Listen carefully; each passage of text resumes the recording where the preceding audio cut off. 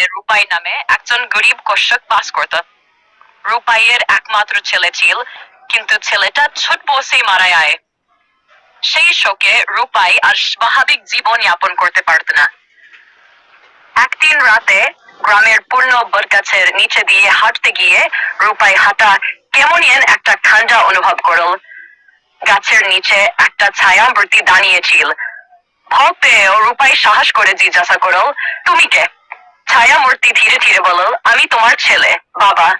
তোমার কষ্ট দেখে আমি ফিরে এসেছি, কিন্তু আমি আর মানুষ নই, আমি এখন একটা ভূত। রূপাই চমকে গেল। তুমি তুমি কি বলছো?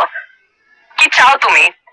ছেলেটি কাঁদতে কাঁদতে বলল, আমি মুক্তি চাই বাবা, আমাকে তোমার ভালোবাসা থেকে মুক্ত করো। আমি এই পৃথিবীতে আটকে আছি কারণ তুমি আমাকে এতে দিচ্ছ না।